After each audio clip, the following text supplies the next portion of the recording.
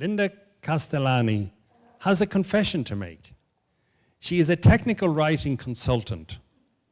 She knows that this is not a glamorous profession. Most people don't know what it is.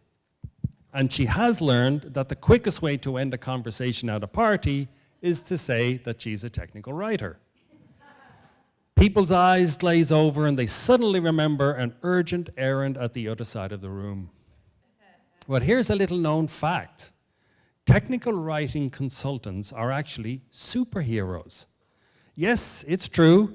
If something needs to be written and you don't have the resources, or your resources don't have the bandwidth to do it, you call in a technical writing consultant to save the day. Linda is astonished how often she swoops in, armed with her 35 years of superpowers, ready to go to work, and the client comes face to face with the realization that they really have no idea what to do with her. Fortunately, Linda does have an idea.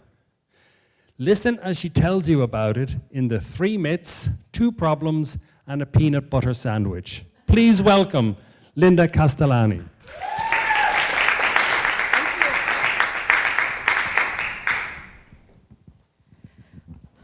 On a bright, crisp fall day, I walked into the San Francisco headquarters of a global national bank to begin my new assignment, writing about assessing risk for $25 million and up loans.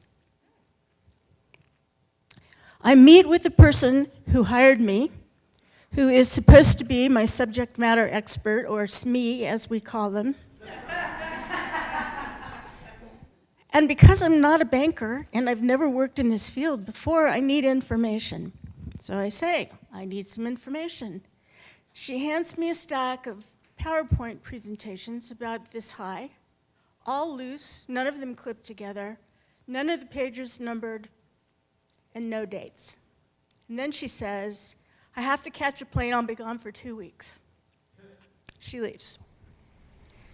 Oh no, I have encountered myth number 1. Myth number 1 is technical writers come preloaded with all the information they need about your product and your company. I'm sitting in a lab, computer lab. It's kind of dark.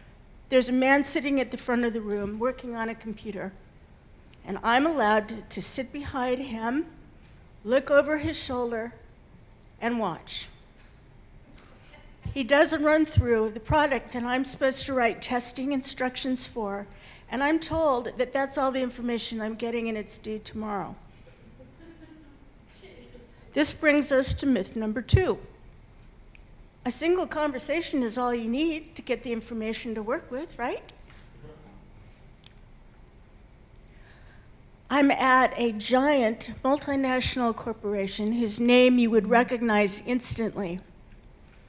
I come to work, ready to start on documenting their 4 new products, about which I know nothing, which is typical.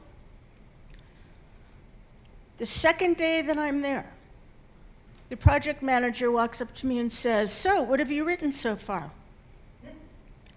That brings us to the 3rd myth, which is technical writing has something to do with writing.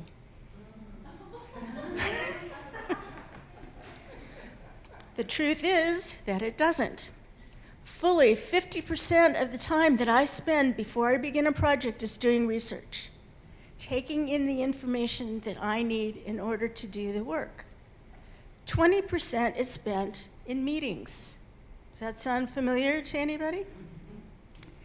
10% is spent trying to figure out the format and how to incorporate it into the client's existing documentation. 10% is spent writing. And 10% is spent getting feedback on what I've written and editing the content to match the feedback. So you begin to get the idea of the 2 problems that I have in this situation. The first one is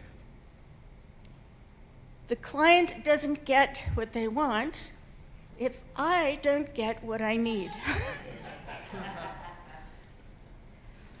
And I have an idea about how to solve the first problem. And that idea is, thanks to Michael earlier, I'm going to write a document that I'm willing to bet no technical writing consultant has ever written before, which is, so you're expecting a technical writer. Here's what to expect, so that I can tell them what I need before I get there. Second, in order to get what I need, and this is the harder part, I have to work with a subject matter expert who has to give me the information in a way that I can understand it.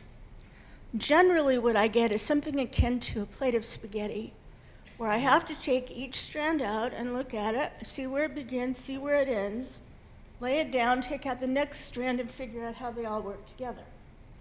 This is not efficient, or very interesting, or helpful. So I have an idea what to do about that. I want to recommend to subject matter experts that they think of it as telling me a story. They start by identifying what the story is, who the audience is, and third, and most important, where does the story begin? And I think that's where most people struggle. If they knew where the beginning was, they would know what comes next. So for example, earlier Ilma asked, how do you begin with a book proposal? It's logical, and you may have written books, but you may not know the answer. So I've come up with a brief demo, and I'd like you all to help me. I'm only going to do the very beginning of it because I don't have time to do all of it. But first I want to ask, how many of you have ever made a peanut butter and jelly sandwich? Okay.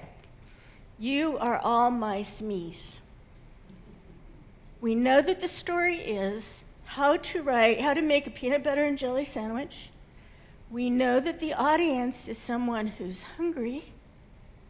The question is, where does the story begin? Any ideas? I can't hear you. At the grocery store. Okay. The refrigerator. The refrigerator. Pantry.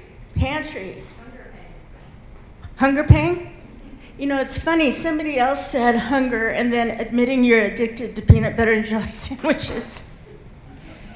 In my opinion, if I were writing the story, I would start with a plate. Otherwise, you're going to have to hold in your hand everything that you're going to need in order to write the sandwich, right? And then there's a lot of choices that have to be made. It's not a simple process. The next one is the bread. What kind of bread? Is it going to be toasted? Is it going to have butter? Peanut butter, creamy or chunky? You can see how this goes, but as the process continues and goes along, knowing what comes next becomes easier and easier because it's logical. And that's what I hope to get from the people I need the information from. You can see what my problems were. You can see what my solution was. And at the end, you get to eat a peanut butter and jelly sandwich.